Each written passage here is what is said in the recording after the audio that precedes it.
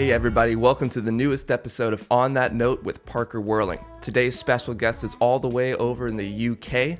She's released 3 songs this year, Love Deprived, Rotten Teeth, and her most recent debut, One More Day. She has a new EP coming out at the end of the year, and we are so excited to have her, Mollie Coddled. How are you doing? I'm doing good. I've had quite a busy weekend and it's been awful weather. It's literally been chucking it down literally all weekend. So What have you been busy with? it's been so exciting. I went to go and buy some curtains this morning. As you can see, it didn't go very well. Yeah, I guess not. Couldn't find the right ones. No. I appreciate you joining me all the way from the UK. It's all good. It's 8 p.m. here. It's nearly my bedtime. 8 p.m. there, 12 p.m. here. Time is crazy. It's so far away. I know. You're like in the past. Right? Yeah. What's it like in the future? Is it any better than right now? It's quite grey and rainy, so you've got so much to look forward to. Yeah, I guess so. You're probably my first international guest. Oh my God, it's so exciting. Yeah, we're honored to have you. I wanted to talk about a bunch of things, but the first being your new single, One More Day, which came out about a week and a half ago. How does it feel to have it out? Really weird. It's got really good like reception from people, which I wasn't expecting at all. But people seem to like it, so I'm happy that I did. Yeah, it's a great song. And I wanted to ask you about how did you start that? What was the process of writing that song from beginning until when you just released it? So I actually wrote it when I was 17, which was only 2 years ago, but it's still 2 years ago. It started off as like a really different song to what it is now. Yeah, it used to be like really, really slow. It was probably almost half the tempo, to be honest. And it was very like Mac DeMarco-esque. I tried to develop it a bit more because I never actually finished writing it. But I was like playing it live for like 2 years, but like unfinished. And I just kind of got bored with it and went back to it a couple of months ago and just decided to like change it up a bit because like my music taste has changed in general. So like kind of just brought in some more influences from different artists and it kind of turned into what it is now, but it never was like that. And some people prefer the version from before and some people prefer it now, but yeah, it's a very long songwriting process. 2 years. Well, you do everything yourself. You write, record, produce, mix, you do it all. Was there anything different about approaching this song versus your other songs? um I mean, I did most of the recording process was like actually from the original recording, so like was 2 years ago, and I just sped it up and like time warp stuff. But like yeah, I usually don't have acoustic guitar in my songs, so that was a bit weird for me because that's usually something I would never do because I actually don't like acoustic guitar, but for some reason I just wanted to put it in. Um, but yeah, one of my friends helped me mix this song as well, which was nice because I usually do everything completely on my own. But I did have some co-mixing from my friend Johnny. So that was nice. He was also living in LA, I think. So that was very long and back and forth process as well. I'm very impressed that you do it all yourself, writing, recording, producing, mixing it all. What's a struggle that comes with that, and what's something that you love about it? It's hard to say, like, because I'm very like shy around new people. So like if I try and go into a studio, I just go completely like insanely shy and like my voice just doesn't work properly and I can't sing. So like I've always like had like a small studio set up since I was like 16 because I had to have it for school. I guess it's just better for me because it's what I'm used to rather than spending money and going into an environment what I'm not comfortable in. When I can just do it at home. When you live where I live, like in a busy city centre, there's a lot of noise going on, so it's hard to like get a time when it's quiet enough to record. that's probably the biggest struggle. But I find it like pretty convenient because like you can just go like back and forth to recording like bits and bobs whenever you want, instead of like having a very like structured set amount of time, which stresses me out of it because I'm a very like chill person. A lot of people think you have to go into this really nice recording studio and pay for, studio time, and then pay a session fee for the guy who's going to mix it or engineer it, and spend all this money when you could, maybe just buy an audio interface, some headphones, just some basic stuff, and you can do it all Yeah. from the comfort of your home. And there's something to be said for being comfortable in your own home. Like, I would feel probably pretty overwhelmed being in this huge studio space and not knowing what all these buttons do, and being worried about cramming for time. And when you're in your own bedroom recording, like, it's kind of leisurely. You can just enjoy the process of it all. Yeah, definitely. Yeah, that's a lot of it, like being comfortable. Because I feel like when you're like under stress or under pressure from like other people listening, and it might not be your best take, it kind of like tires you out of it because like you're spending so much like energy on stress. Well, this is just me anyway. I don't know about anyone else, but like because it stresses me out so much, like it makes my like voice wear out a lot faster, and then because my takes aren't as good because I'm stressed out, then by the time I get a good take, my voice is like losing itself, and like the takes aren't as good, and then I always end up re-recording afterwards. Like if I go into a studio and like record vocals, I end up not liking them, and I just re-record them in my bedroom anyway. So I've kind of just like figured out that that is what I need to do in the first place, save my time and money. So do you feel like you are in a different headspace if you're around just anyone else while you're recording? Does it affect the way you write or record? Definitely. Like I've tried to write in sessions with people as well, and like I don't know what it is, but like the stress just something to me that's not good. Like I can only like do stuff like that with people that I've known for like so long. Like I I don't know what it is. I guess I'm just a shy person. Well, being shy, were you ever nervous to release your music? Because, I see it now, and you've got 4 awesome songs under your belt, 3 this year. That's not something easy for somebody who's shy to do, to put themselves out like that. Yeah, it's definitely very scary because like especially when your songs are about such personal things and you don't really know how people are going to respond to them, and especially like with my latest song One More Day, yeah, I didn't think many people were just gonna like that, especially because it was so, well, it was quite different to the songs I've brought out previously, which are quite like dream poppy and like guitar based, but like this one has a lot of synths in, and like I didn't know if people were gonna like it. But I guess it is all in your head at the end of the day, like all these like worries and stuff. It is just like because you're putting something so personal on the line, and Was there anything specific that made you take that first step to release music that you were like, okay, maybe this is a little scary, but I think this is worth it? And if so, do you have advice for people who are looking to take that first step, looking to release their first project? well, the first song I brought out was 2 years ago, and I was just 17 then, and I wasn't really thinking in this headspace. I was kind of just doing music for fun, and that's why it's been such a long gap between that song, which I brought out in July 2018, and I just put it out so my friends could listen to it. Really, it wasn't really a, oh, I'm going to be a musician. This is my career. Oh my god, everyone's going to listen to it. It was more like a just, I've made this song and I want people to hear it type thing. And I wasn't really expecting anything from it. It was just more of like a, yeah, I just want anyone to be able to listen to this, and they can if they want to, but it's mainly for me. Hmm. So maybe some good advice would be to just be happy with it with yourself. Don't worry about what other people are going to think.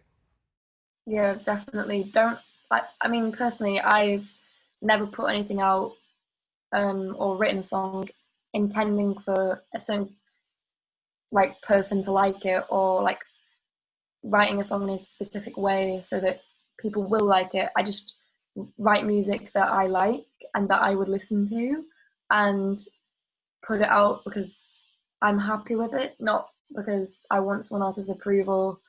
And I feel like that's the best way to go, because if you're constantly writing for other people's approval, then you're not going to be happy with it yourself, and you're always going to be like wanting to like do something that you then audience won't listen to.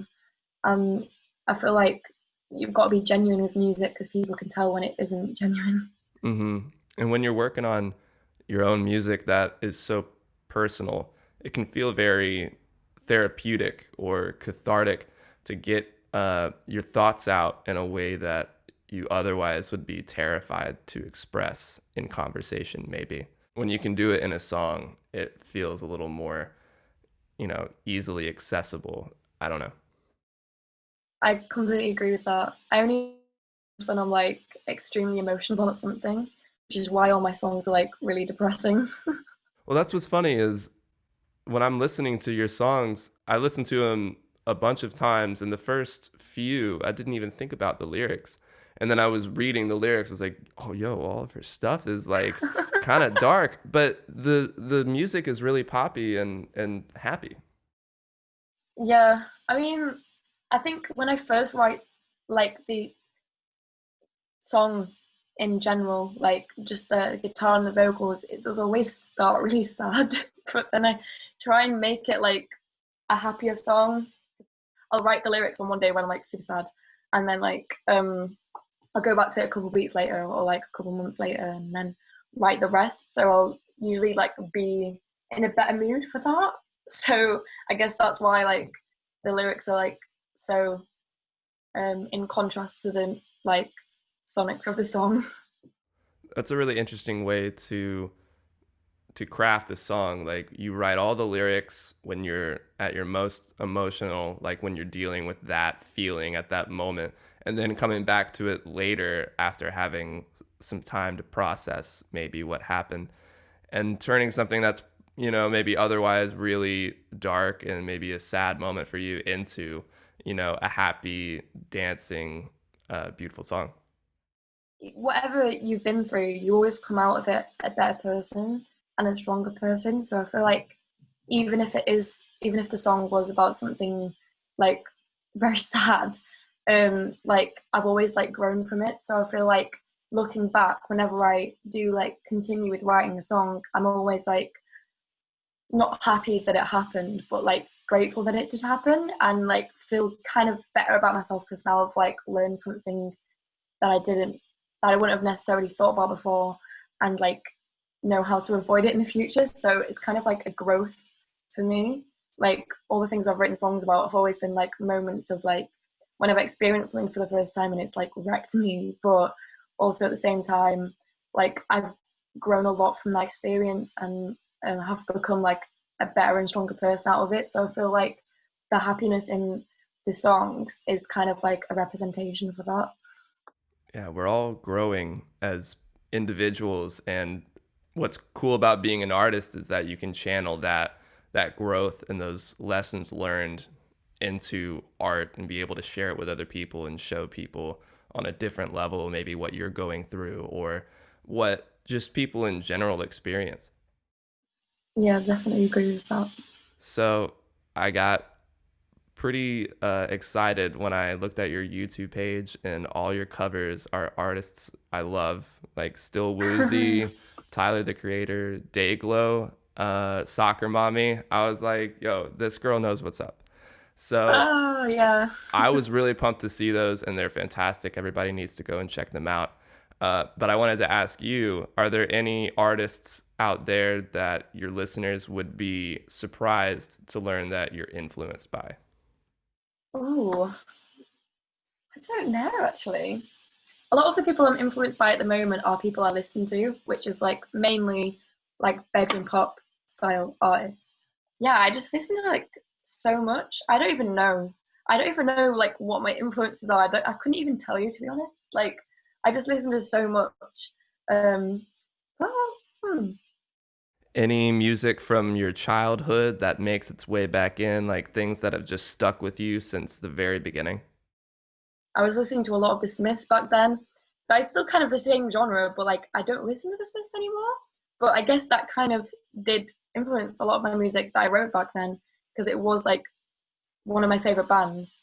I don't know. I used to be a massive emo, so I listened to a lot of pop punk and metal.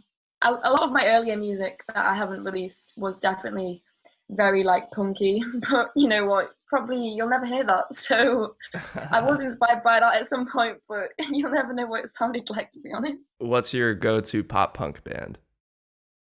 Oh God, don't ask me this. Off the top of my head, it would be All Time Low. Duh. All Time Low. Okay. I can't say I've ventured too far into the pop punk world. I wish I could keep up a conversation, but I know All Time Low. All Time Low, neck deep. You know. What about Green Day? You know, I was actually wearing a Green Day shirt yesterday. Oh, look at that. So you're still repping Green Day. I'm still repping Green Day, even if it is when I'm sleeping. You know. So I found you through Instagram, I'm pretty sure, a few months ago. And that's how we connected. And I don't remember if it was through just like the hashtags that end up coming through your feed or if you put out an ad. But either way, I wanted to ask you as an artist, especially like bedroom pop DIY artist, how do you feel about Instagram as a promotional tool? Do you feel like you can get everything done that you want to get done? Is there more you'd like to do? I think Instagram is like amazing, to be honest. Having Instagram can let you connect with people on sorry, can let you connect with people on a much deeper and like intimate level. Like you can talk one on one with people, you can like send people voice messages and just like stories in particular as well. Like you feel like when you I don't know if this is just me, but like I feel like when I follow people and I see their stories, it kind of feels like I'm friends with them because it's like blends in with like everyone else's content, like your friends and your family. So I feel like it's just a great, amazing like tool to like, yeah, just like actually get to like talk to people that listen to music and like ask them what they think and like get actual people's experience, not get actual people's opinions on what you're doing and like what they want to see from you. It's such a great way to like just yeah like talk to people and it's yeah I'm glad it exists. Yeah, it's a great tool to get your music out there and to actually communicate with people who are fans or could be fans. I don't know if you've done the Instagram ads. I've done it before for a few songs of mine, and I feel like it's pretty good. Like it does a great job as long as you kind of know the audience you want it to go to and like you do the caption right and the hashtags and all that. I feel like it's a pretty good tool for people who are bedroom pop musicians who don't have this big budget producer or label behind them to get their music out there. Like, and everyone's on Instagram for the most part. So if you're willing to Yeah. spend a little extra cash on the promotion, I think it's worthwhile, because otherwise you're making all this music and maybe you're putting it out and who's listening to it. Yeah, I think I have done put a few like promotional things on Instagram, and I think it definitely is a great way to like reach again like an audience that wouldn't be hearing your music, but like because you can target specific genres and stuff like that, it's a great way for people to be able to find you but not be looking. I always get a lot of people like messaging me saying that they found me through my ads, which is very weird for me, but also good at the same time because it means that like um it is like reaching the right people, and I guess that's a great thing as well. Absolutely. And it's not an end all be all, but it really does help with growing that first wave of fans who are going to end up being the diehard fans who like you can message with and you're pretty much friends with. Yeah, yeah, that's exactly what it is. So I think it's time to move on to the last five. It's just going to be a quick Oh, quick round of five questions I'll ask. You can answer to your heart's content. It used to be called the Fast Five, but it didn't go by very fast. So you can just answer as long or as short as you want. Okay, cool. All right, question one is Logic or Ableton? Logic, 100%. I had a feeling that you were hashtag Team Logic. Yeah. I mean, I always used like GarageBand on my iPad and I kind of just like naturally transitioned into it. And it's so much easier to use, I guess, and for like Apple users. Have you ever tried to use anything else like Fruity Loops or Ableton or anything like that? I've tried to use Ableton, but I just can't get my head around it. Like I've been using Logic for like 4 years and never used Ableton, and it's just like mind blowing for me. Yeah, it can be a bit of a learning curve. Can you use both? I use Logic mostly. I used to have the old, not the old, but like the basic version of Ableton where you can only do like 8 tracks. So it's pretty limited and I enjoy it as a creative space. Like you can do a lot of crazy stuff with it if you know what you're doing really quickly. But I'm not that. I don't know exactly what I'm doing. So Yeah. it's more of like a fun thing to play around with, but I don't believe that I could make an entire song in Ableton, at least right now. So the second question I have for you is who's your dream producer or artist to work with? This is so hard. Well, my favorite band is Easy Life, so I'm gonna say them. If you know who they are, I don't. Easy Life? yeah, they're this really cool band from the UK, and they like fuse so many different genres together. But you should definitely listen to them. They're like it's so cool, like R&B, hip hop. Like I don't even know what they call themselves. It's like just I guess it's just alternative music, but they're so cool. You should definitely listen to them. They've got a song called Nightmares. That's probably their best one. So I would go listen to that. Okay, Nightmares by Easy Life. I'll check it out. So, third question, lyrics or beat first? I know we kind of talked about music or how you write earlier, but didn't quite touch on this. Definitely beat first. I cannot write lyrics first ever. If I do try and write lyrics first, they always end up horrible and I don't use them. So I guess for me, you kind of have to. I have to get the vibe going. I kind of like set the vibe and then kind of like write the lyrics by like freestyling over the beat. But I can't like sit down and be like, I'm going to write a song and then write lyrics on their own. It has to be like the vibe has to be there, and then like I kind of just like let my emotions out on top. This is what it is. I'm the same way. I feel like I have to have music in order to find out what I'm going to talk about cuz like it's Yeah, kind of hard for me to just write sentences, words, lyrics that now have to write this entire piece of music to, you know. That yeah. seems a little bit harder to me, but not everyone's like that. I feel like it's hard. It's definitely harder for me to like write something first and then have to be able to write music to match and fit what I've written without having to change it. Like I feel like I can like write a, like some little bits down and then like kind of put them in, but like I can't specifically write like the actual whole song and then put it into an instrumental. I feel like that's too hard. Can people not even do that? I don't even know. Yeah, I talked to a girl named Alexandra Duparc, and she is like a poet as well. So she writes all of her lyrics first, and then she Oh, does the music. I was like, that I don't know how, but that's amazing. Good for you. that seems hard. That's what I thought. All right, on to the fourth question. Who is the most underrated artist right now?